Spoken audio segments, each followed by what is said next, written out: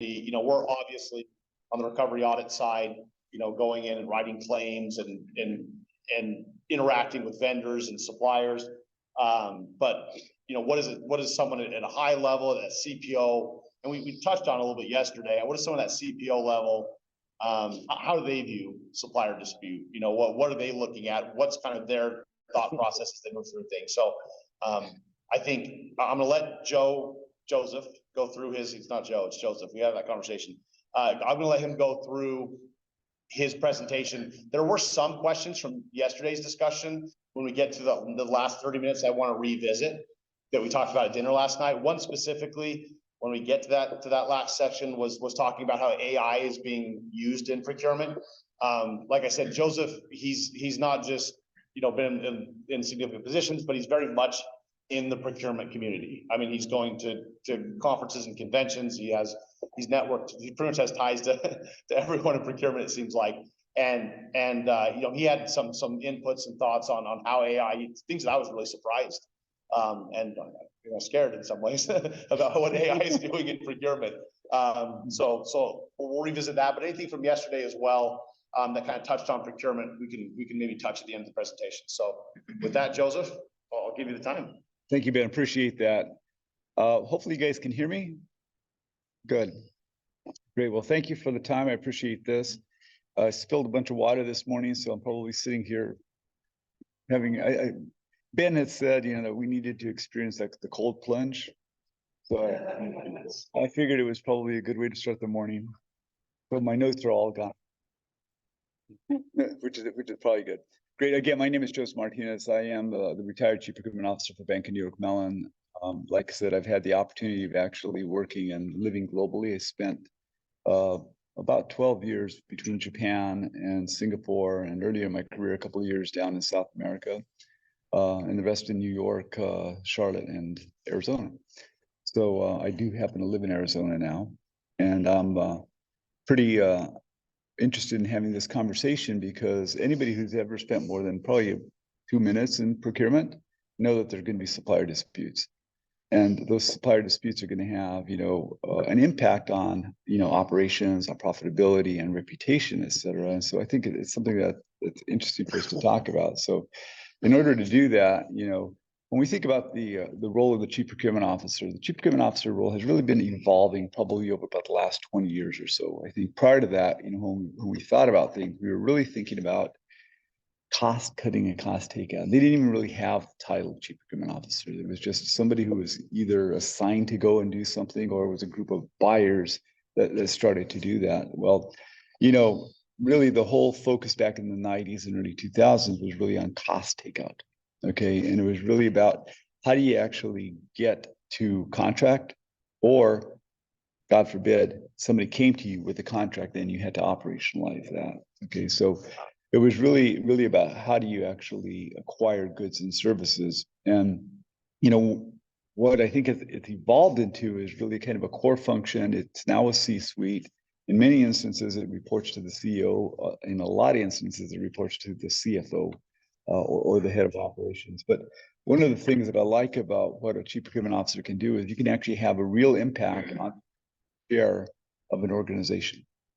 So you can take a look at that and see exactly what your contribution is as to how do you actually drive profitability. The other thing that it's evolved into is a lot of risk. Okay, first line risk for third-party risk management, and that's not just looking at your direct suppliers. We call them our nth suppliers. These are your fourth and fifth tier suppliers. And so I think nowhere has it been more apparent than in the pandemic when things happened. Okay, and so I think the role of the Chief Procurement Officer has evolved. It's really helping to ensure that we have these interconnected and networked supply chains. And so it's causing us to really kind of think about how we as organizations are putting multifaceted expertise in the Chief Procurement Officer and into their supply chain. Some of them will actually now starting to kind of merge into finance. So as an example, accounts payable reported to me at the bank. The corporate function CFOs reported to me at the bank. Okay, so that's probably not something that's typical, but I think it's just based on my prior experience and what I was able to do.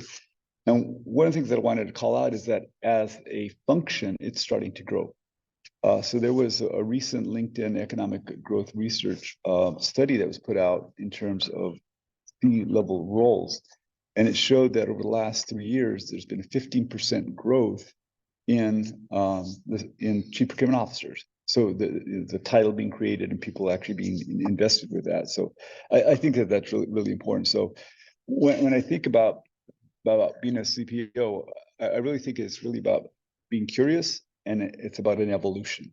Okay, in terms of what you're doing to help manage the cost, the supply chain, the risk, and how to actually help your companies navigate in a complex business environment on a global basis. Because a lot of things that we're doing now are actually coming from different parts of the world, and we're starting to really have to think about geopolitical tensions. We're thinking about economic tensions. We have to think about, what's happening in terms of onshoring and nearshoring. And so all of these, I think, are really creating a unique opportunity for an individual who gets elevated to the role of chief procurement officer in order to be able to do this. And so, I myself, again, have managed many parts of the organization, but all of this has been done in collaboration with other parts of the organization, because you can't do things in isolation, and you have to be part of a broader community that's actually helping to drive things. And so I'm one of those guys that believes that you have to actually, I have a grandfather who was a federal judge,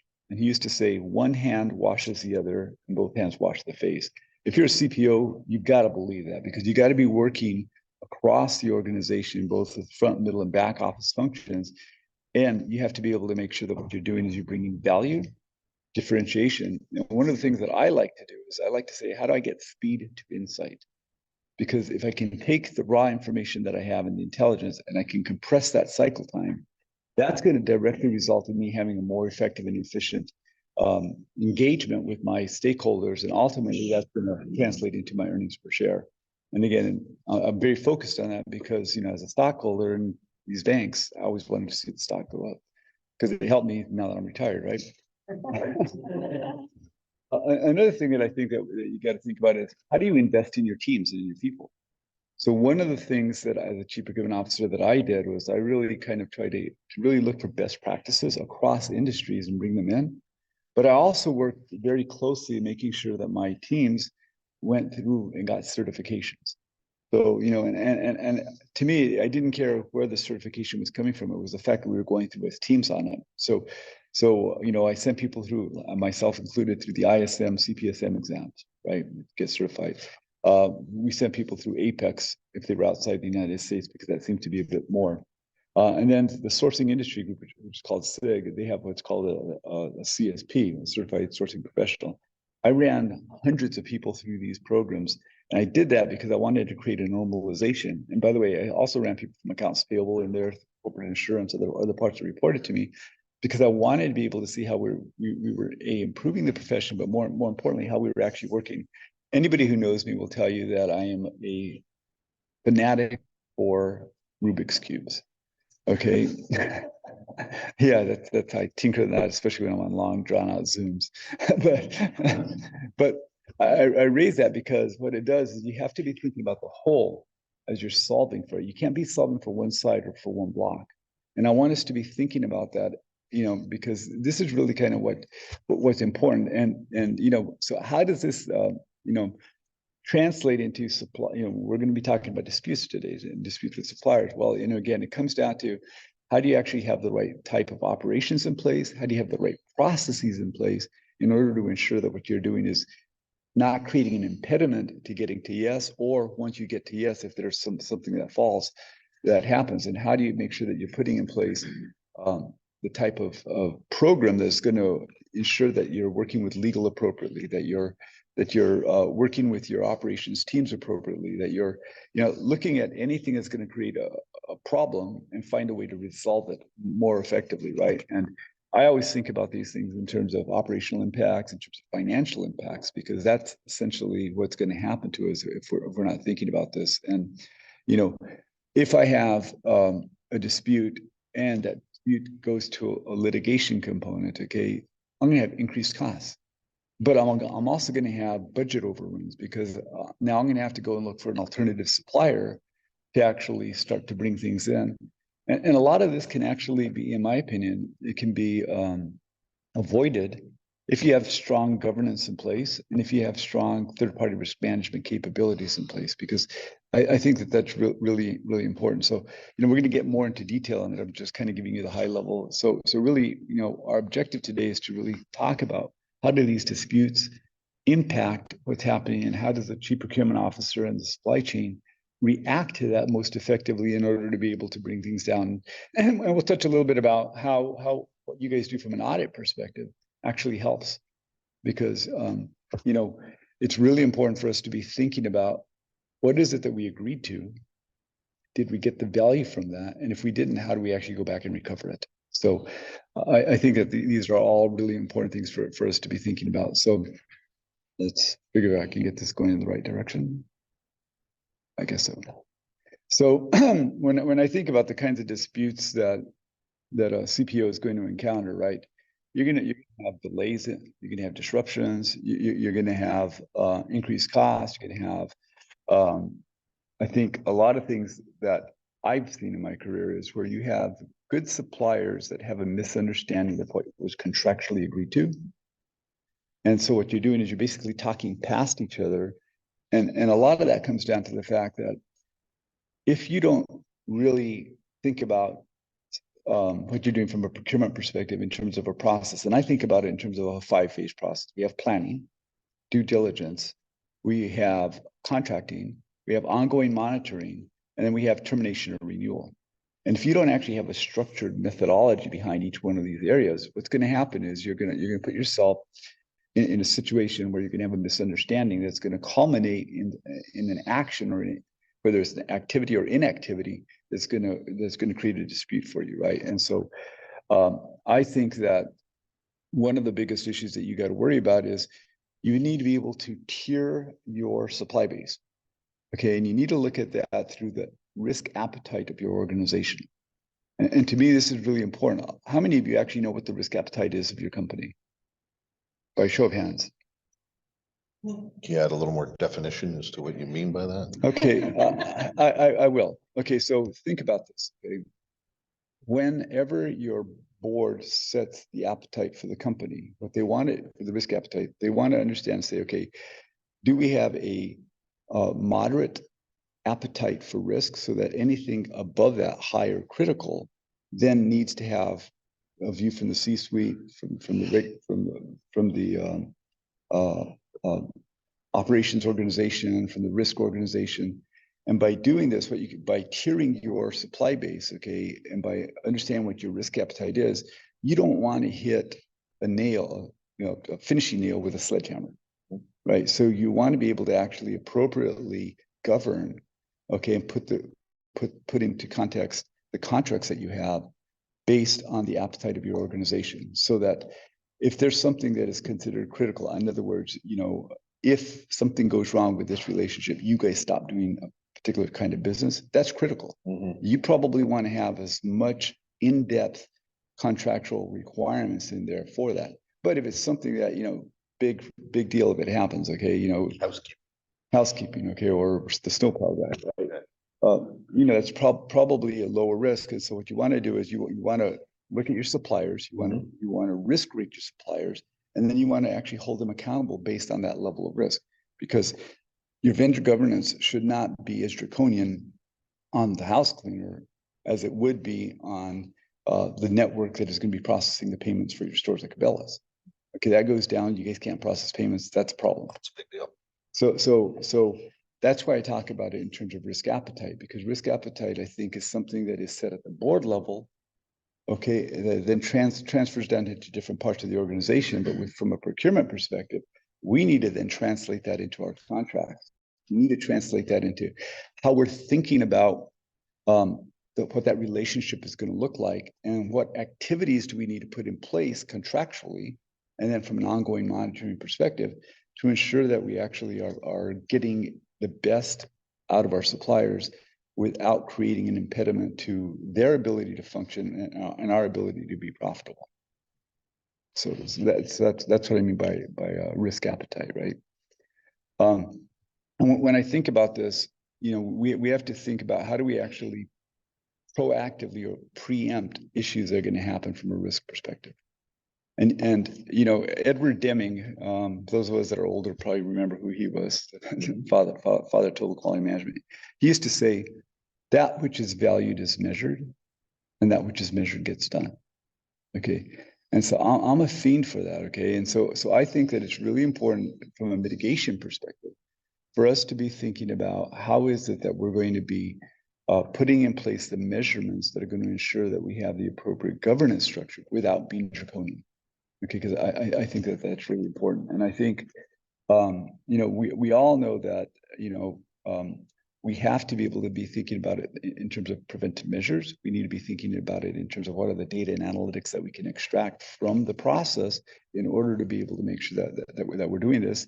And what are the governance forms that we have? I'll give you an example. I created what was called an ESAC, Enterprise Sourcing Advisory Council. And I did this at multiple organizations. This was an advisory council that was utilized so that we could bring in supplier disputes. We actually used it from a plethora of things, but this was the forum that we would meet. We met every Tuesday, and anything that was going through the planning phase that was above our risk appetite had to be presented there. Or if we had a supplier dispute that we thought something was going to go wrong. I'll give you a tangible example because the example I'm about to give you is public information. So there was a very large offshore supplier who in March of 2020 had a ransomware attack. Okay. And when you think about that, you know, I worked for a bank, it's one of our suppliers, they had a ransomware attack. What happens? Well, we immediately obviously had to do assessments internally to see if we were impacted by what was happening on there. But guess what? We had a knock on the door by what's called the regulators, the OCC, the FRB, the FDIC. And they all came in and they said, prove to us that you don't have any impact from this. Okay, so that caused us to have to make sure that we had the right type of audit rights within our contract in order to be able to go back to the supplier and make sure that we're getting the information that we needed. Okay, if you don't have strong audit rights, and you need to be pre-anticipating that on the front end of your relationships, not real time, because at that point they're in panic, right? So I want us to think about what is it that we contractually structure into our MSAs so that what we're able to do is we're able to kind of indicate through a series of checklists, you know, it's called a risk assessment on the engagement. So it's not just looking at what is the risk associated with the supplier. It's also what is the risk associated with the engagement, regardless of who the supplier is. Okay, and so that will then help us to be thinking about how do we actually put in place the right governance forum and structure that's going to enable us to be more effective around what we're doing. And then if we clearly call out what are the artifacts that we're going to be looking for when we go through this process, that also helps us. We still on? We good? Okay, I'm like, okay. Okay. So getting back to the wet things. So I guess maybe the thing that I want to talk about is that in financial services, because of all this regulatory requirements that we have, what's evolved is what's called the third-party risk management program. And I can tell you that this is really interesting because in some companies, there are more people in third-party risk management reporting up to the CPO than there are in sourcing, than there are in accounts payable, than there are in any other part of the supply chain. And that's because of how much regulatory specificity is going on. Because the last thing you want, and if you're not in financial services, this won't mean anything to you, but when the regulators come knocking, they come and they'll hit you with what's called a matter requiring attention, an MRA. That gets everybody's attention. Okay, but you know what's even worse? They'll come back if you're failing to actually meet it, or they find that the governance structure isn't where it should be. They'll give you what's called an MIRA, matter requiring immediate attention. That gets the attention of the board. That gets the attention of the C-suite. Okay, you have to do monthly reports out as to what you're doing there. Okay, and if that isn't good enough for you, what happens is they'll give you what's called a consent order. There's a couple of others in between, but I'm jumping straight to the consent order. And they can actually force you to sell off part of your business. Okay, so this is important for us to think about because a lot of times it's that third party dispute that's driving that, that's showing where you have that weakness. Okay, and so I want us to be thinking about that because, our job as procurement professionals is to help with the flow of commerce and to help actually ensure that operations are running smoothly. But we also have to have that risk lens that we're thinking about. And we need to be proactive in terms of the way we start to think about how are we going to solve these disputes, right? And so, what are some of the common disputes that we think about? Well, when I start to think about areas, obviously contractual issues are going to be the biggest thing that we have, but we also have quality concerns that we need to think about. If you are getting something on time, but it's poor quality, that's just as bad as not getting it at all, right? Or you have performance issues. If you have somebody who's performing a service for you, but they're not doing it appropriately. I met with a C-level person yesterday from a very large financial institution, and he showed me a picture. I won't name the organization. The guy showed me a picture of a supplier issue they were having where they have thousands of bank branches. They weren't being cleaned because they were having a dispute with their cleaning company. And so, do you think that got the attention all the way up to the C-suite? The answer is yes. If all of a sudden, your waste baskets aren't being emptied, your customer experience is being impacted by that, right? And so that's an area of dispute that you got to think about, again, from both a quality and a performance perspective, right? Because, if they're missing deadlines, if they're not actually doing what's being required. Now, another area for us is payment terms, okay? That creates a dispute on both sides. Either we're not paying them quickly enough, or they may be invoicing us incorrectly as opposed to what it was that we have on there. So these are just kind of common things. And these are areas that as we go through them, what's going to happen is we're going to assign different levels of risk to them, and we're going to assign different levels of closure to them, right? If I'm having a dispute with a supplier because from a payment perspective and they stop to perform the service, that's probably going to get my attention.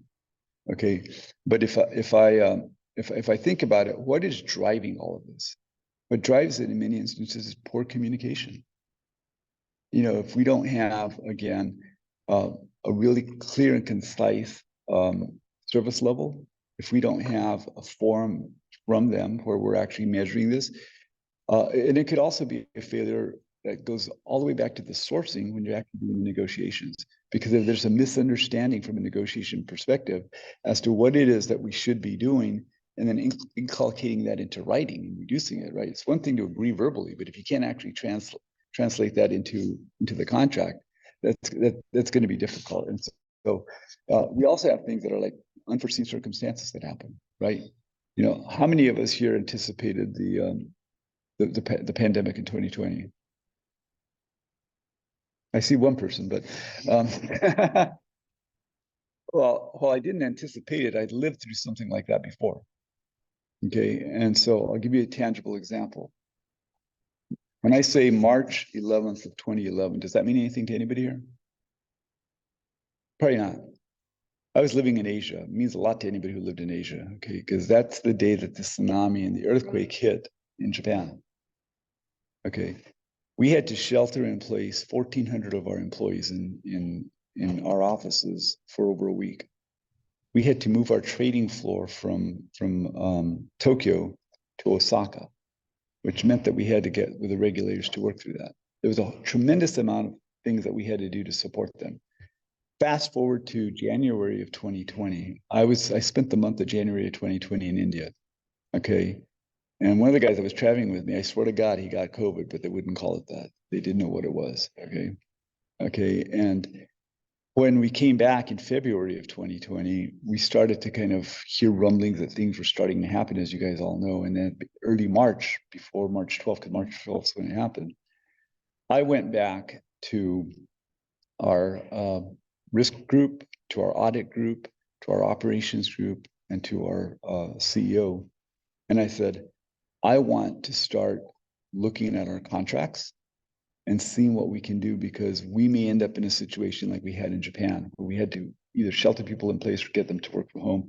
And our contracts don't allow us to do that. Okay. The other thing that we did was, and this started in February, okay, we started buying and forcing our suppliers to buy laptops. What happened in April and May? There were no laptops. The bank never missed a beat because we were able to do that. Okay, so it's about how do you actually anticipate what's going to happen? Okay, and it wasn't because I could see things in the future, it's because I looked to the rear, and that was the second time that I had a very large disaster that happened to me. Another time was when the tsunamis hit in Thailand, which created the issue with all of the chips, right? So and storage. So again, all this comes back to the fact that you have to have a mature third-party risk management program, and you have to have an agreement with your internal partners as to how not to overreact, but how to actually be prudent in terms of what you're doing. And so I think that, you know, establishing these clear communications channels with your suppliers and with your peers is important. I think that we need to have collaborative partnerships. Okay, you're the head of procurement at I'm sure that you know the senior executives and some of your critical suppliers, because it's important that you have the ability to call them and have those types of conversations if something happens. Okay, if you're not willing to do that, or your teams aren't willing to do that, what's going to happen is that when something goes wrong, you're going to be scrambling because you don't know who to talk to. You need to get to a decision maker, not a salesperson. Right. And so I think about that. So I think collaborative partnerships are important, and I think effective contract management is important. One of the things that I like about what's happening now is that over the last 5 to 10 years, we've seen the evolution of what are called contract lifecycle management tools, okay, CLM tools, right? CLM tools, I think, are revolutionary because they're not just looking at one portion of the life cycle. They look at the entire life cycle, the author, the repository, the authoring, the obligations management, et cetera. And I've used these tools to be able to be more effective in terms of managing our contracts, okay? And so I think that, you know, now with generative AI coming in, a lot of these tools are starting to incorporate that in there. Okay, so you're going to be able to, I think, get and extract the information that you need quicker. And then companies like Audit Tech, it's going to help them to actually go in and do the auditing much more effectively, right, to what you're doing. So I think we're kind of at the precipice of the age where we're going to thrive more significantly based on, you know, the capabilities of the emerging technology that we see out there. You know, when I worked for Mitsubishi Union Financial Group's largest Japanese bank, we actually put in place a blockchain solution with IBM to actually help manage our assets, okay, our IT assets, okay, because guess what? Your asset management became very, very easy, okay? And so it's important for you to be looking at the new and emerging tools and finding out how you can utilize those in ways that are going to help you actually do this. Because I think if you're able to manage the data, you're going to be able to manage the conflict. Okay, because at the end of the day, if you can't prove something, it's just yelling into the wind versus actually being empirical about that. So I think you need to invest in your dispute management. You need to be able to take the time and the money that you need in order to strengthen those relationships, and internally invest in the solutions that are going to give you the information that you need. Because again, I'll say it again, I'll probably be on my tombstone. Speed to insight, I think, is critical, because you cannot take action if you have to delay and wait. And one of the things, I'm a data guy, so one of the things that I was the first person in Deutsche Bank years ago to actually implement Tableau. Okay, but I had to hire a whole bunch of people to actually curate it, data analysts, right? Some people call them data scientists. I used to call them data monks, okay? Because here's the repository of information. Here they came along trying to actually curate this. Okay, but over here is the decision maker. Okay, and the difference, you know, the distance between here and here is quite large. What I'm trying to do is to find ways through using generative AI and other tools to reduce that and eliminate as much as possible the human being. I don't have anything against carbon-based life forms. Most of you are carbon-based life forms. But what I am opposed to is the length of time it takes to make a decision. I want us to be able to shorten that distance, and that's what's going to give us the competitive advantage. And people who think that their supply chain doesn't offer a competitive advantage are naive, because it does. Supply chains in the future will compete against supply chains. That's starting to happen. And you know this from Cabela's. If you 2 or 3 years ago, they had shortages of 22 shells, right? Mhm. And whoever was able to get those through that supply chain, like you guys did, you now have customers for life because they know that they can count on getting it, and they can't go to other brands who won't do that. I know we digress, but I'm telling you this is you've got to be able to refine your processes, and you've got to be able to make sure that you have the appropriate contractual requirements and you have the data to support that in order to be able to do that. So again, how do you train your people on the communication strategies? I think that that's important. Okay, how many of you know what mediola is? Yeah, it's mediation last offer.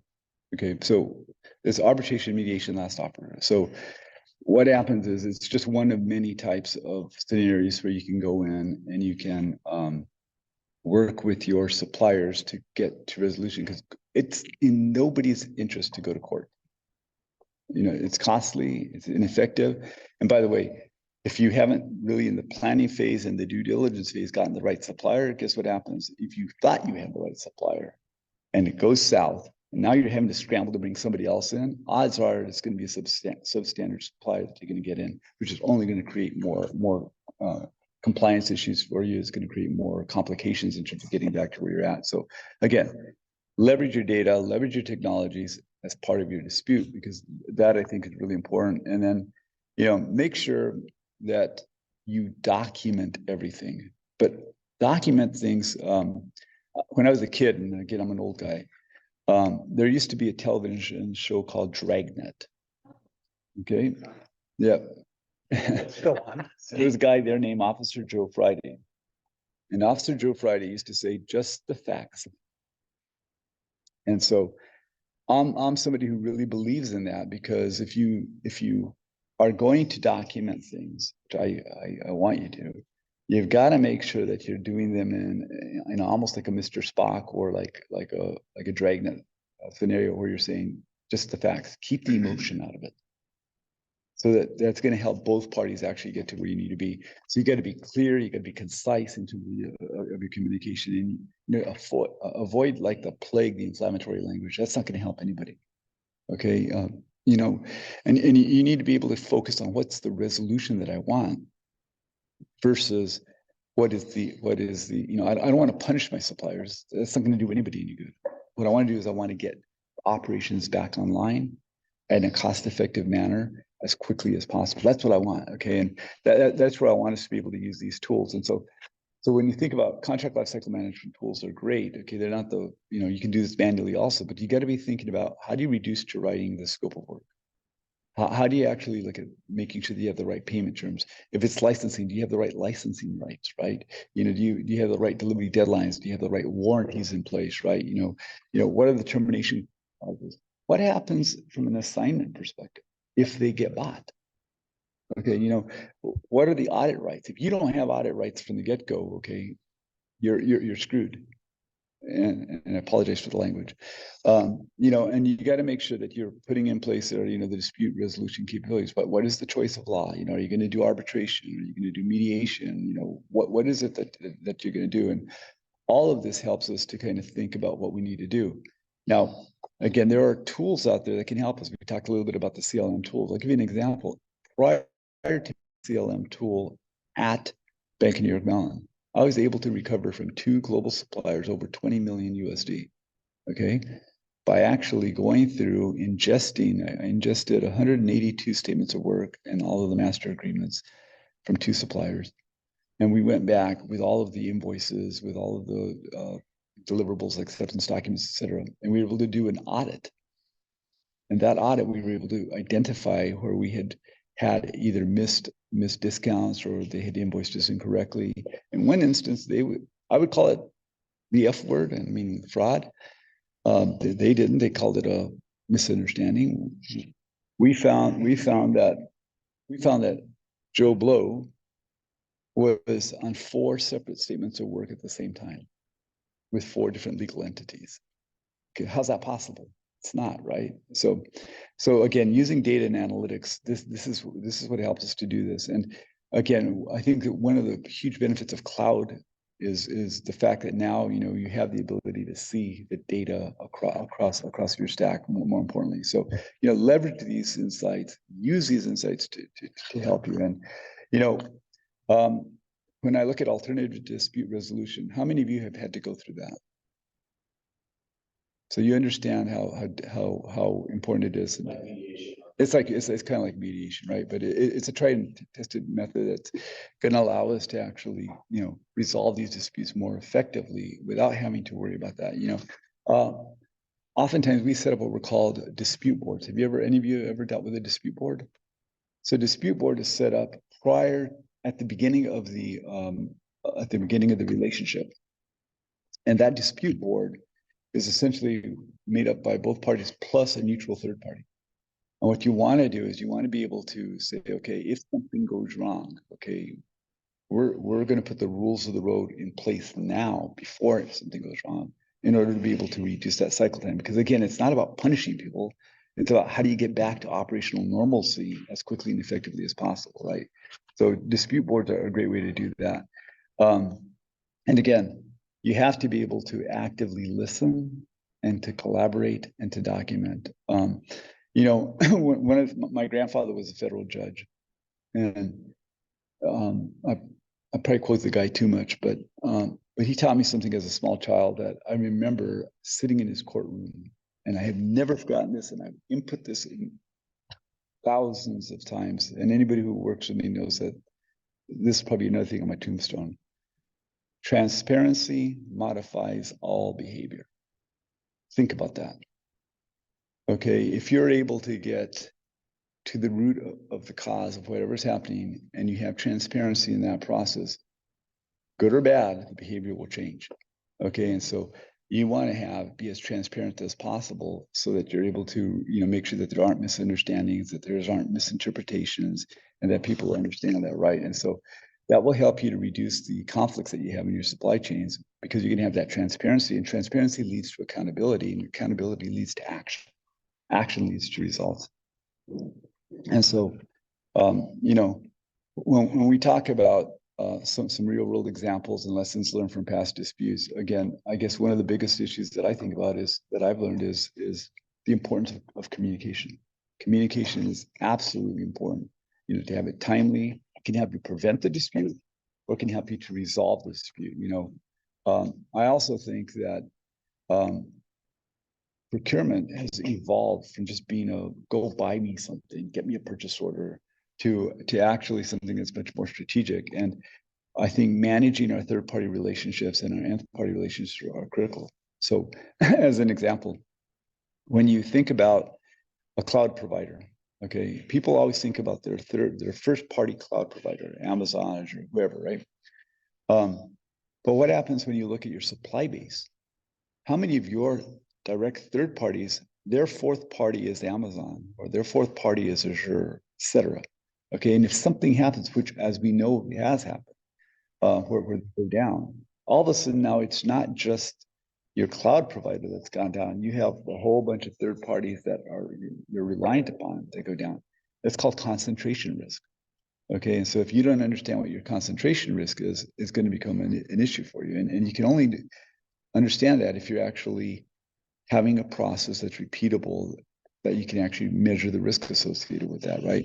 And remember that, cost at the end of the day is going to impact profitability. And so for us, it's critical that we understand how to do that and how to actually leverage the intelligence that we have in order to make the decisions that will also help us to do this. And it's not it's a team sport, not an individual sport. There are no superstars here, right? You need to have a cross-discipline approach to what you're doing. And to me, that's really important, because if you aren't working with your operations teams, with your CIOs, with your legal, with your risk, with front office, it's going to fail on you. Now, think about this from a strategy alignment. If your strategy from marketing is to have a marketing event, let's say on April the 1st, but you have a misaligned strategy with your supplier and with your sourcing team, and you're going to get some marketing materials. And those marketing materials, if the sourcing team says, I want the best bloody prize, And all they're doing is worrying about that. And all of a sudden your supplier can't deliver. They'll get you to the price, but they can't deliver till the 4th of April. Your strategy is misaligned.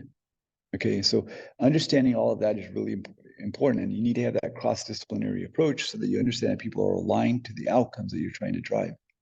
Which at the end of the day, for me, it's how do you improve your earnings per share, right? And then I've learned that due diligence is incredibly important. I talked about that. We have planning. Well, planning is great, but once you move from planning into your due diligence, if you're not actually going in and kicking the tires from a financial perspective, from an operations perspective, what's going to happen is you're just setting yourself up for future disputes. Okay, and you can avoid a lot of that by making sure that you're inculcating into writing on the front end what you're doing, right? So some of the big examples, I'll talk about one that I was involved in. I'll talk about two that have happened out there. Apple and Samsung had a dispute that actually happened back in 2012. Okay, and in that dispute, Tim Cook and the Samsung CEO, Ji-Sung Choi, got together for a couple of days to try and resolve it. At the end of the day, they weren't able to resolve it, but they ended up going to court. But and ultimately, Apple won. But at least they had the structure. Now, why I call out Apple is because Tim Cook was a procurement guy. He's probably one of the most famous examples of a procurement person becoming a CEO. So when I worked in APAC, we had a major dispute with a data center provider. Okay, so in Hong Kong, we got a letter from our data center supplier that said, in 8 months, we will be demolishing the building that your data center is in. Why? Because the land underneath it was a hell of a lot more valuable than what we were paying them for it. Okay, so they actually used the term willful breach. Well, that's all well and good from a supplier dispute, but if you don't have a data center, your operations cease.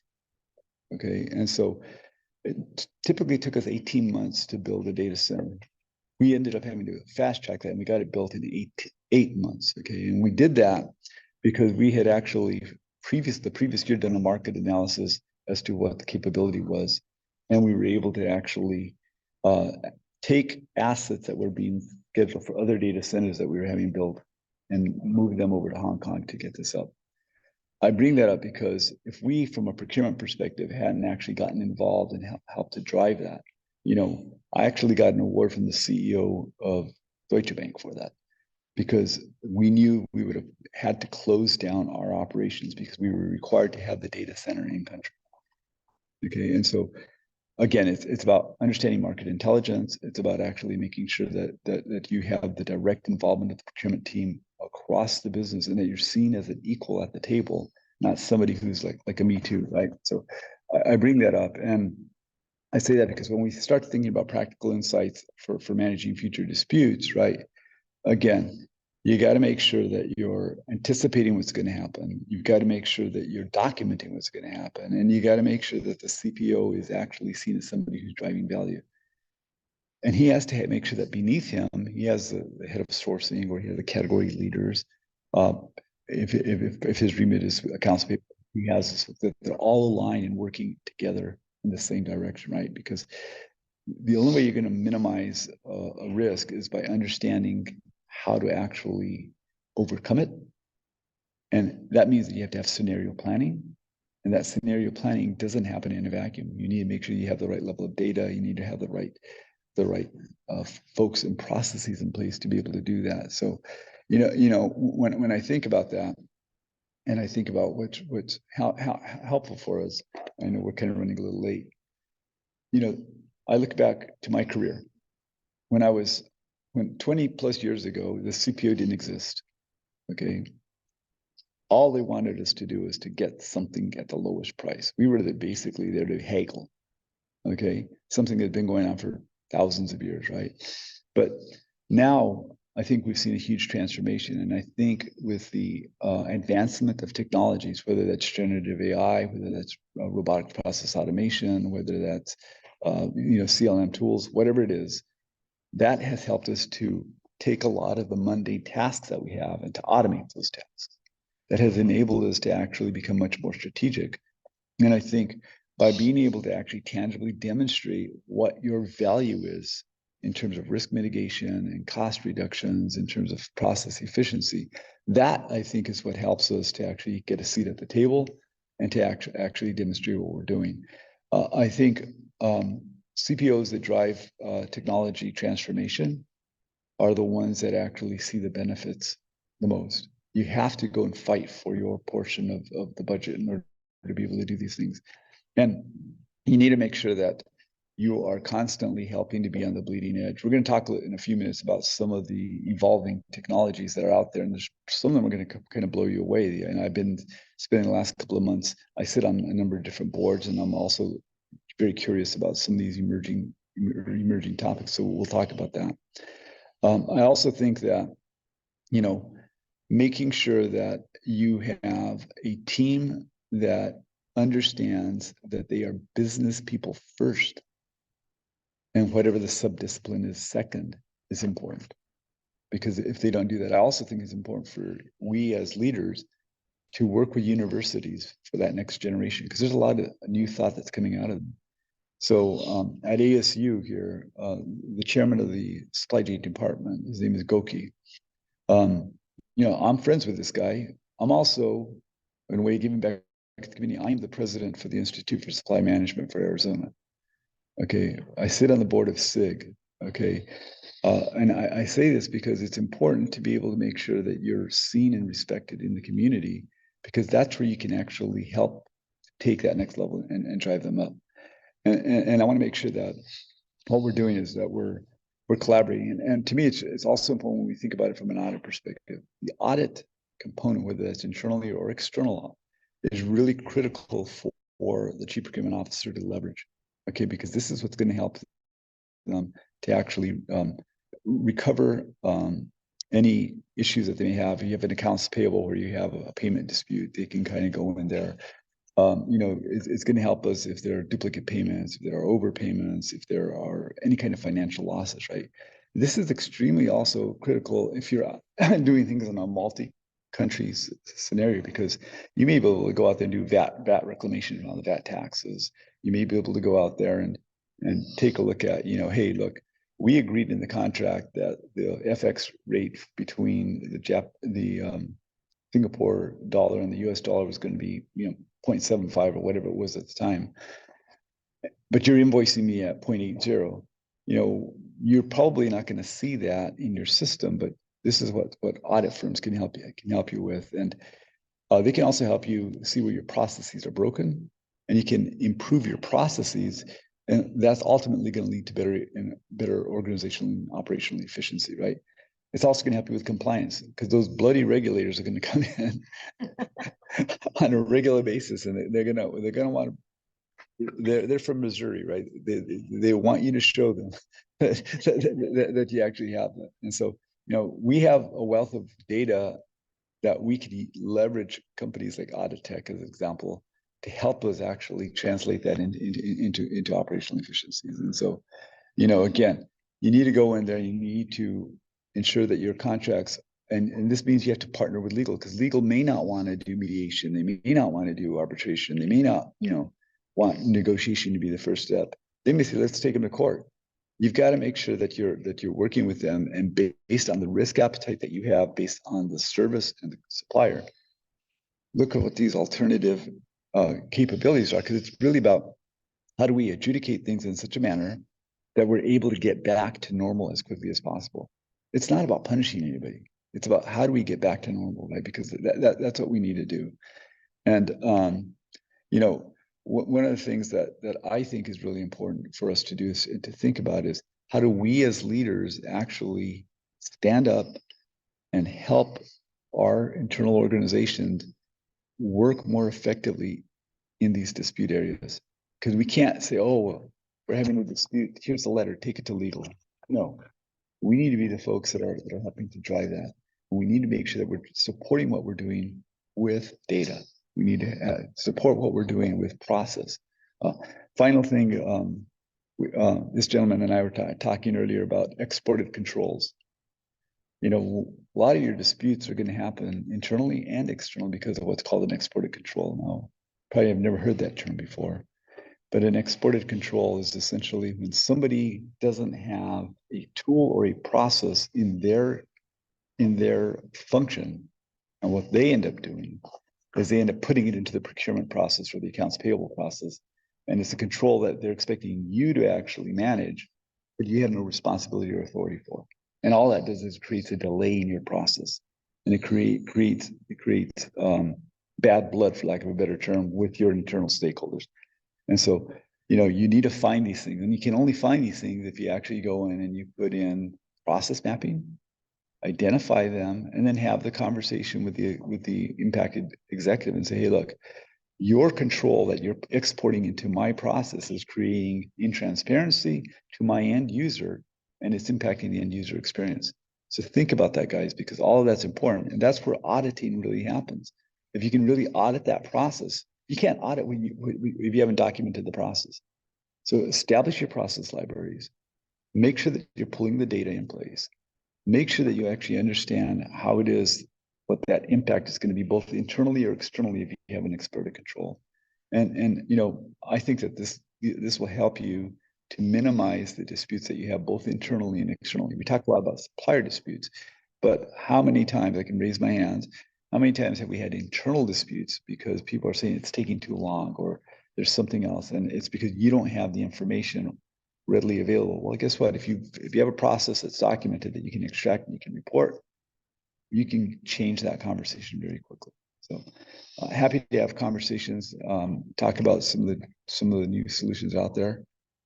Hopefully this has been helpful. By the way, this thing seems to have died. Okay.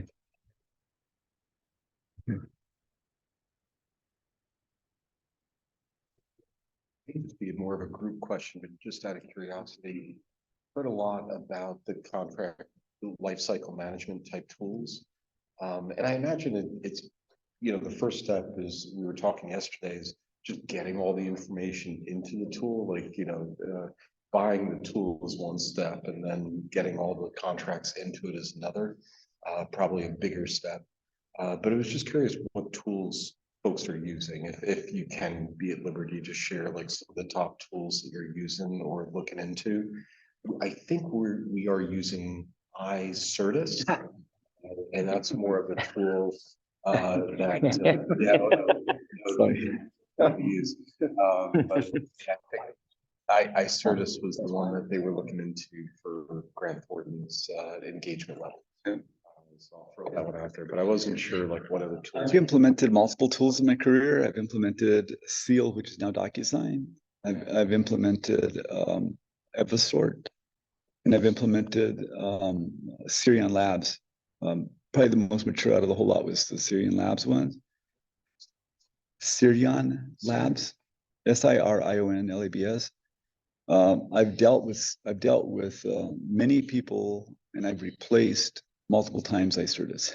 I'm sorry. Yeah, no, that's okay. Yeah, I didn't pick it. Yeah. Thinking about it from a dispute perspective, what you need to do is ask them to identify to you what is the renewal rate they have on their customers past the first time, because they do a great job of selling it to you the first time. It's a difficult tool to implement effectively. And so what happens is that renewal time comes, people throw it out the door and they bring somebody else in. And not to go down this rabbit hole, but we've noticed that with other software tools as well, without naming names, nothing around contract management. Actually, one tool of like snipping or taking data out of documents and using it. The other They went in really low and then doubled or even more so the rates after that. Yeah. The other thing that you need to do is a lot of these tools will tell, and I'm an expert in these tools, I can tell you, a lot of these tools will tell you that they have generative AI on the back end. Force them to show you the ingestion of your documents in your presence, because what's really happening is they have 400 people in India that are actually doing it manually. So, I mean, and the best way to get around that is to ingest it, do the extraction, and show me my stuff, not your stuff. I want to see it output. off a handful, and I would do that with all of it. That will flesh out which ones are real and which ones aren't very quickly. Trust but verify. I can tell you what we use. I've used several of those tools. Used a legal contract management, Coupa, which the tool was weak. We went to DocuSign, and actually we left DocuSign, and what we're using now is called Simply Contracts, Yeah, I know simply. and the name was appropriate. That's why we went there. It was much more straightforward, simple to use, and cost effective. Yeah, and it depends on what you're trying to do. If you're trying to do the full contract lifecycle management, that will kind of drive the tool. But if you're just looking at for data extraction, there are solutions out there that are like superior to any contract lifecycle management tool just for the data extraction. Okay, so which I can talk offline to you about that also. Mhm. You talked about the 5 different phases, the planning, due diligence. Is there one that you think has been most neglected out of those 5 over the years? I think depending on the maturity of the organization, I think in many instances planning is neglected. The planning? Planning, okay, and I think in some instances parts of due diligence have been neglected, but the one where I think most consistently is monitoring. Okay, so we've executed the contract, we put it into our system, and then nothing happens until something goes. Forget it. You got to make sure that you have the right governance forms in place. You're doing QBRs, or again, it goes based on the risk that you're going to have and what's the outcome that you're going to deliver. But it's think about it in terms of that process, and then think about what is it that you need to do as a double and triple click. And offline, I can have a conversation with you about that. I mean, it's some that I've done for many years. Joseph, I have a question for Yes, you. ma'am. How do you balance the appetite for risk with the availability of services in a particular area or industry? There's like 1 or 2 key players, and I'm thinking about some of the contract compliance, deals that we've done in negotiation, and, there might be a certain level of risk, but we know that's the only supplier in that particular area. Or the top 1 or 2. So how do you manage? Well, I can speak to financial services. I can't speak to others because I'm not worked in others. But I would say is that at that point, then you probably want to make sure that you're, in a sense, almost getting on their roadmap boards. And they have client advisory boards to make sure that you're helping to influence the roadmap that they're putting in place. And you want to make sure that you actually have a say in terms of what's actually happening. Because outside of that, it's going to be difficult. And there are a few down. The other thing is that a lot of people will tell you that there's only 1 or 2 of whatever. If you go and scan the market on a global basis, you're probably going to find that that's not true. The other thing that you got to do is be very careful of executive thumb on the scale. Because if there are relationships at the C level, and the CEO says, well, I want you to use this. Well, that's not really fair. So what you need to do is as a leader, you need to be able to push back on that. I mean, I've had those conversations with the CEO of the different banks that I've worked with, and you have to have a spine at the end of the day. But when it comes to where you're at, if you can't actually influence that, make sure that you get on. There's forums that you can use to help you through that process, and then also make sure that they're giving you access to their client base, because you won't have run into these problems for the first time. So if they have other clients in your industry or even in other industries that you can talk to as you're going through the process, I think it's important. Thank you. Real quick,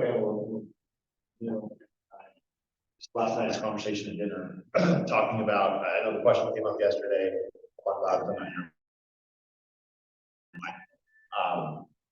how's AI being used in procurement? You get 2-minute elevator speech. I mean, what are you seeing right now? I mean, you're so involved in that community. You're on boards or golf associations. Obviously, it's probably an infinite number of ways it's being used, but what are like the top 2 or 3 ways you see AI changing procurement? Okay, well, one of it is in spend analytics, right? So generative AI is being used in spend analytics.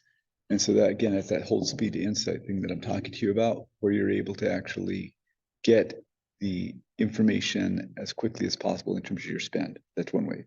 Another area is in the creation of RFPs and the management of tail spend.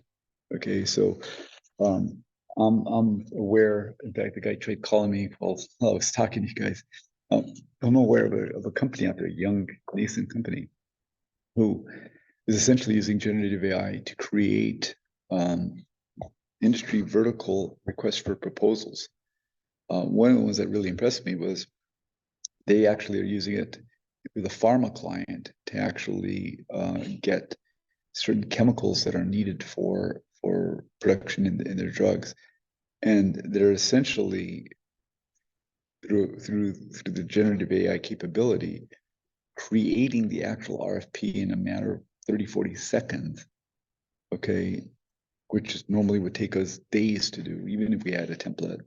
But the most important part is that when the responses, they're able to analyze the responses very quickly and weight them appropriately so that you're able to do this. So, I mean, that's going to change the way things are happening. Also, you're going to see that from a negotiation perspective, right? So there's a person that he's from I believe he's from Sweden, but he used to live here in Arizona. He lives in California now, who is working on a solution to do the negotiations autonomously for the tail spend. So that what you're having to do is you're eliminating the human being's involvement, and you're able to actually do the negotiations with the suppliers without a human being involved. And there are several companies out there that are doing it. One of them that comes to mind is a company called Pactum. And there's a couple of others. I'm not endorsing them by any means. I'm just letting you know, go look at them if you want. But I mean, these are tools that I think are going to revolutionize what we do from a procurement perspective. But I think the analytics tools are going to revolutionize horizontally across. I think it will dramatically reduce the number of human beings that are needed to do the data science.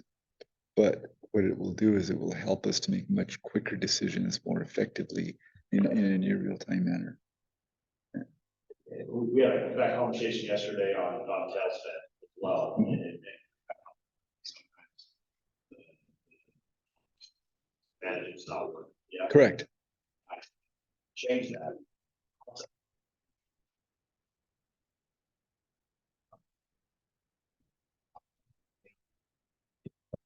And you just might take the first thing that comes across. You get to the point where it's actually reflecting the intent it is.